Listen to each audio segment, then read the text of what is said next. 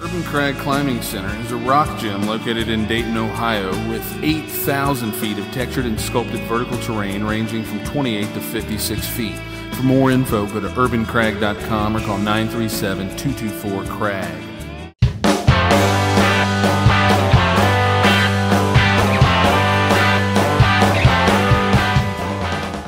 Dayton Marshall from Belmont High School, and this is our project about architecture of insanity, the asylum movement.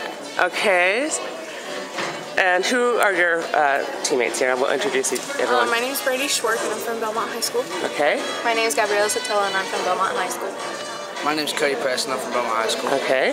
My name is Mari Gabriel from Belmont High School. So why did you guys choose to do a project about these asylums? Who wants to speak? We originally had to, we're about to choose the French Revolution, the Bolshevik Revolution, all those stuff that are well known. And then we realized that nobody really chose the ones on the bottom, nobody really paid attention to it, and I thought it would be really important to do that. So we chose the asylum movement just so people can remember Dorothea Dix, and she helped the prisoners in the asylums, separated the insane from the prisoners and made sure that they get the help that they needed and treated better. So, yeah. Great. Anybody else want to say anything? No? Well, good luck to you guys. So tell me what you guys have here. Well, it's giant guitar because of rock and roll. We Will Rock You, famous Queen song. But basically how rock and roll changed music and changed America's youth as a culture. Before rock and roll and after rock and roll is crazy difference. With good influences different music genres afterwards, and bad influences sex and drugs was made popular it was good. But many different things. We have Ozzy Osbourne, Black Sabbath, which he usually isn't looked upon as too well, and it's Elvis Presley, which had every song in the 50s and 60s. So in studying the history of rock and roll and what its effects on the culture, you talk about how it popularized sex and drugs and kind of promoted it as something good. What do you guys think about what's happening now in music? Well, rap. And all the stuff that's out now, rock too. It all stems from this basically, but it's the counterculture, basically the old rock and roll is the devil, just reincarnated. Do you have something you want to comment on that? There's a lot of things that rock and roll influenced that are still being influenced today, the influence of teens getting out and doing more things. It's still being influenced in music today, as in rap music. They get out, do drugs, and try to get cars and get money and stuff like that. And it all is based on this revolution here. Right. So I see some of the things you have here, you have some Arlo Guthrie and Joan Baez. They were pretty political, and folk singers. Do you think that in today's music you have the same kind of political messages, or do you think it's more materialistic? It's kind of bending towards more materialistic. The kind of political artists are starting to get a little few and far between. Yeah, it depends on who you listen to, really. Just like back then, if you wanted to hear an upbeat song and you listen to Chuck Berry or something, he's not going to tell you who the president is or anything. But if you want to hear about something that the Civil Rights movement, you listen to Joan Baez or something like that, folk singers that actually tell the stories. It just depends on who you listen to. Okay, and what school are you representing today? Stivers. Stivers. All right, thanks a lot, guys. I'm Brooke Hardy, and I'm from Belmont High School. And I'm Sean, also from Belmont High School. Are you the only two that worked on this, or you're just the only two that are here today? We're the only two that are here. We're missing one person. Okay, so what do you have here? The assembly line. Assembly line.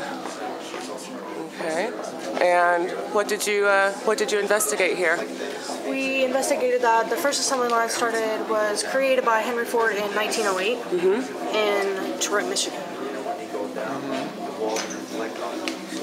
And we tried to elaborate on how it increased population and how more businesses were started. Okay. And did you only looked at the history of industrialization, or did you do any research about present? We did present. We have modern day, how it's more technology instead of more people, and it has less jobs available. Okay. Do you have any comments you'd like to add here? I just like to say the assembly line really gave birth to modern civilization. Simply because they built the car, they were able to build roads, which allowed them to travel, which allowed them to spread more, and have more suburbanization and better transportation. Just a better life. That's right. It changed a lot for the United States. It's a big step in history because the car made people travel. It increased population everywhere, and people were just able to afford something to let them move around. So, all right. And started at the beginning. I guess both of you are obviously interested in history. And what grade are you in? We're sophomores. You're both sophomores? Yes. Okay, good. All right. Any last comments you'd like to make? No. All right. Good. Hi, I'm Jennings Atkins, and welcome to China. Okay. What do we have here? What you're looking at right now is the Boxer Rebellion. Okay. It was right after the Sino-Japanese War that the Boxers rose up. They were actually first called the Righteous Harmonious Fists, but later known as the Boxers. What started this all was after the war, Sino-Japanese War, a big pride came through China because they lost. And Western influence came over, such as the United States, started bringing new technologies and things that China didn't actually want on their land. So they started to riot through the people. The people started getting angry about this, getting pushed on things that they didn't want. And then the last straw was later became religion. And the religion was the last straw to them. So they started a huge riot. They started going through different cities and everything, burning Christian churches, Catholic churches, even technology even known. The railroad stations got burned, steamboats got burned, everything. They're being enclosed by all these things that they did not want. So they just established the open door policy in China. And the soon open door policy will be closed by the Chinese men that did not want this. So they took it upon themselves, farmers, workers, everyday Chinese men stood up, took arms, and started pushing out the Western influence. All right, so what made you choose, and you and your teammates who aren't here today to represent with you, why did you guys choose the Boxer Rebellion? Well, we never learned about it in school. We never learned anything about Chinese at all. So we became very fascinated when we first thought of the idea. Okay. So that's what got us really involved into it. Yeah, I was curious because most people, when I was in high school, I didn't really learn about the Boxer Rebellion. It wasn't until I got to college that I really learned.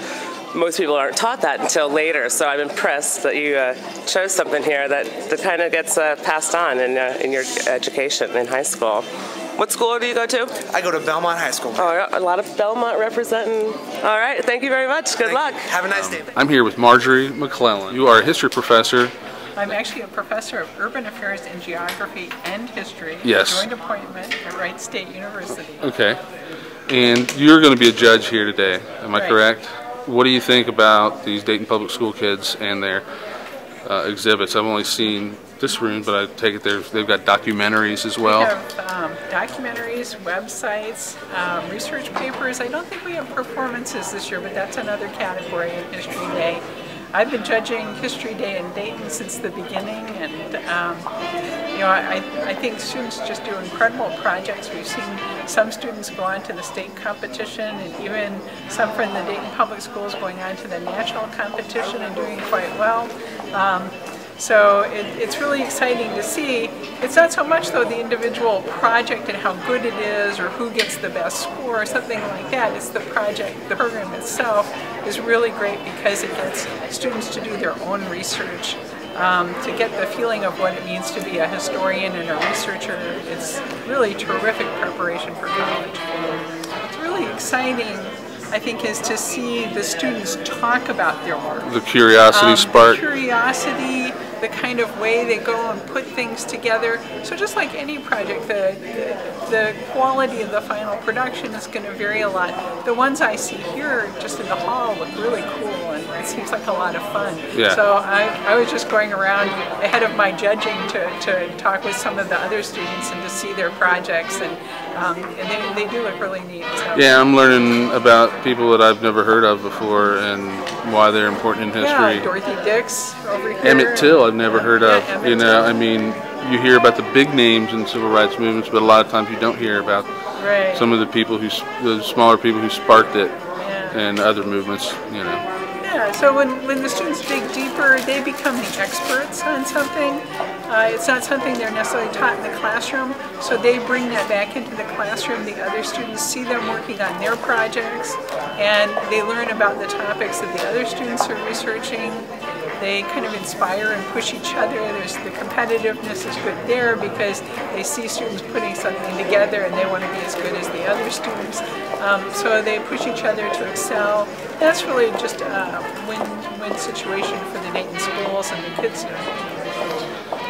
Fantastic. You said it all. I'm Marquita Cummings. Okay. Morgan Strayhorn. And what school do you go to? Stivers School of Arts. Okay. And what did you do for the history competition today? We made a documentary on Impressionism. Okay. And why did you choose that?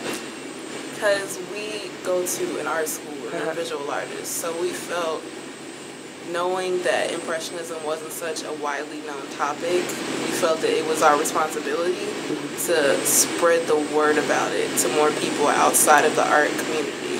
Okay, and so you made a video project. Yes. You both are, obviously you're into video. You did all the editing and all that yourselves? Surprisingly, she's more into video than I am. I did a lot of the video editing as well. How long a documentary did you make? 10 minutes. And what did you show about Impressionism in the documentary? What was the subject? The origins, like how it started, basically how it's affected art as a whole, like different art forms. The influence over the art. Okay. Yeah, and how it still is affecting almost everything we do in art today. All right, fantastic. What's the project you girls did today? Our project is called Changing Focus, and it's about the change in photography. Okay, and how it affected the. Did you just look at how it affected people and the world? This is a pretty cool thing you built here. Thank you. This is actually the camera obscura, which was the first camera made by Joseph Meade. Okay, and right there is a picture of him, the first person who made it. Okay, and so what did you girls learn in doing this project? We learned that photography has really changed people's lives and how, like, it's easier now because you can upload pictures onto your onto your computer and stuff, than waiting for a long time, like 8 hours or so, just to get a picture, like a family photo. So, when they were making the very first cameras, what did they make them for? What was the reason that they were making cameras? Like, what did they want to do with them? Artists used the camera to draw, actually, but then George Neat found a way to let light in so it could capture a picture. So it was primarily for art, and not that they probably didn't think so many people would have cameras and be walking around with cameras in their pockets and stuff. They're too big. And the way that it's photography affects marketing and movies and all of that. I mean, so much came from that. You think they ever imagined it would be? I don't think it's going to be like for visual people. It's just like click for them until he figured out a form. And then I don't think he thought people would modify it to fit their century. Pretty amazing changes, huh? Well, good job. My name's Katie. I'm from Belmont High School. All right. I did Women in the Military. Okay. And what did you investigate here? What were the changes? The changes was in 1948 they disguised themselves or they lied to get in the military, or they was nurses, and now they in 1973 they volunteered. They were allowed to volunteer, and on February 8th of 2012 they were fully allowed to enlist in the full military. Okay, and what other changes do you think it had in society that allowing women to go into the war or into the military? I think that how they were trained, and that's the big balls of how they could get into the military now, and how they were nurses and they know what to expect in the military. So I think that's how. Do you think that women got other rights too, though? Like it affected what other women did, even if they didn't want to be in the military? Yeah, like because back then they wanted to be in the military so bad.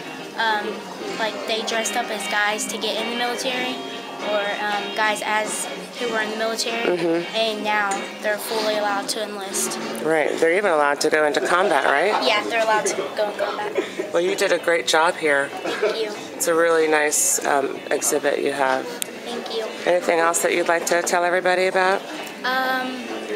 Well, basically my board represents, like, it's just not guys who can be in the military, it can be women too. All right, good job. Thank you. My name is Rajan Majedo, and I'm from Belmont High School. Lots of Belmont here today. What's your project for the history? My project is basically about Vietnam Veterans Memorial, which is also referred to as the Wall, because it reflects, just like the title. And it's basically about how a memorial is in Washington, D.C., and soldiers would visit it to see their past fellow soldiers that died in the war. And they would say their prayers and say goodbye and leave letters and everything that is important for them, like cigarettes and everything. And it would be lighted. Basically, the wall on that side is facing Washington Memorial, and on this side is facing Lincoln Memorial. And these are called the statue of 3 servicemen. It's just like a symbol.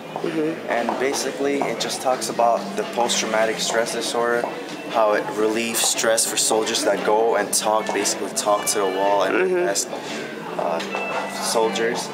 And it had many controversies when it was building, because America was hating the Asians for the war, and since the designer was Mylene, the Asian girl, and they didn't like the design because they thought that they purposely made him go underground instead of the other memorials which go up and have statues. But this one went under, so they thought it was just like a knockoff for the veterans, and it wasn't fair for theirs to go down.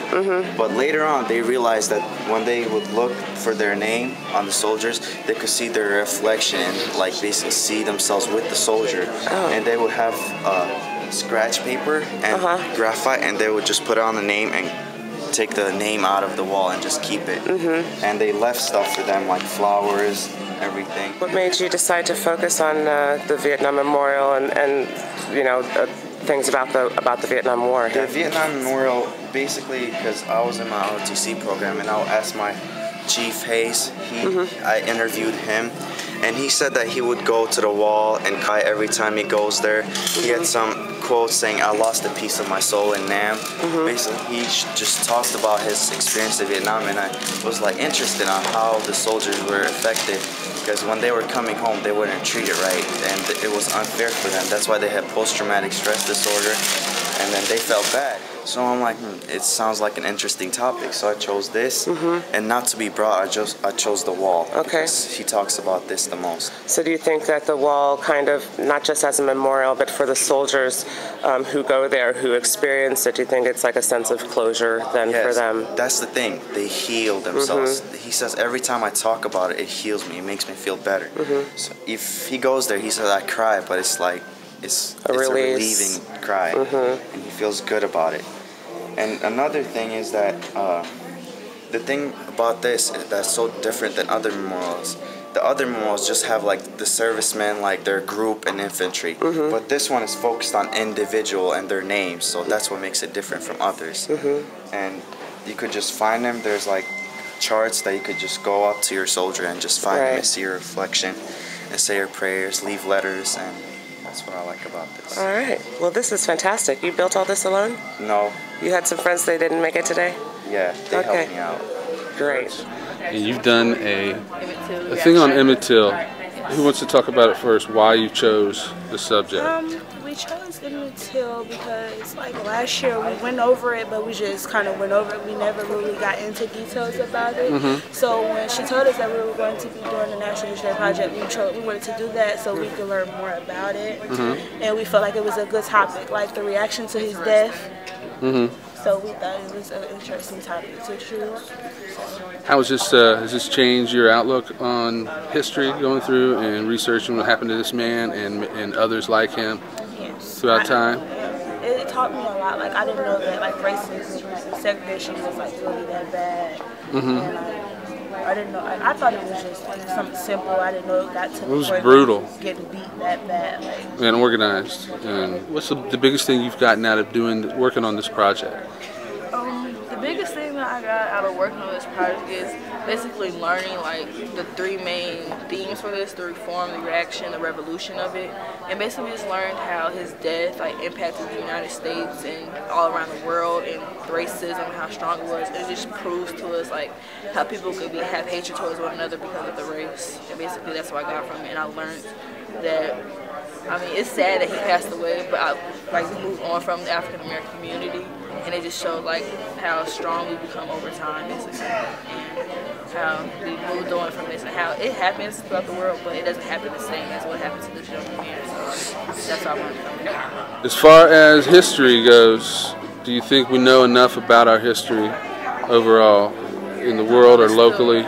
it's a lot of exhibits here that I never heard about. Like, I don't think in school, I don't think we learned about it enough. I don't think we learned about parts. Not only African American history, just a lot of history. Yeah, of all different cultures and how, challenges and problems Things that we and have to face as a world, as one. and people have faced before and we're not immune from facing again. Right. Okay, well I thank you for your time. Thank you. Yeah, and good luck this afternoon. What's your name? Chloe Rusnak. And what school did you go, or do you go to? Belmont High School. Belmont, lots of Belmont here today. So what was your project today?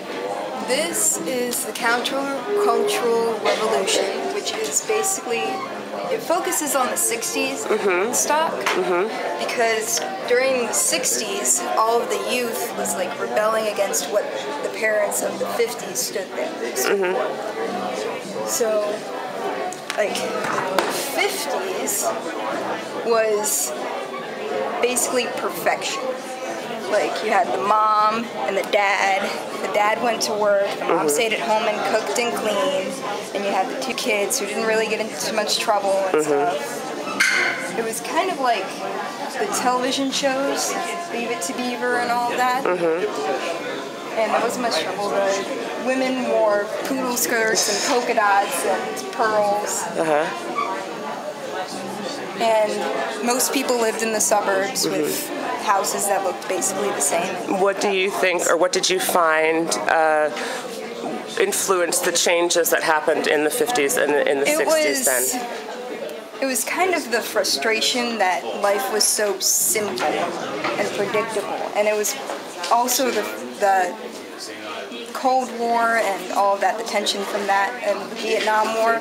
That's what the people here are rebelling about. And the Vietnam War was basically against communism. The Red Scare was a big thing during the 50s.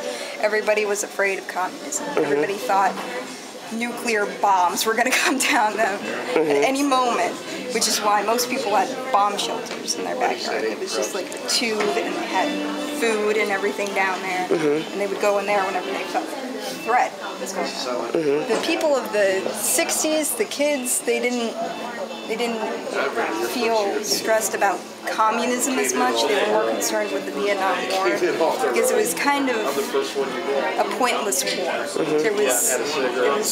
They weren't accomplishing anything from having that war. The people of the 60s were feminists. They felt that women should, have their jobs and their rights. So what do you think all of these things, or some of these things, I guess it's a big conversation, but how do you think that these movements have affected how we live today? Well, obviously they've allowed women to vote and have their own jobs, and it's not uncommon to find a single mother as often. And they've gotten rid of the draft. It's like all volunteer. Yeah. All volunteer. You did a lot of work here. Good job. Thanks.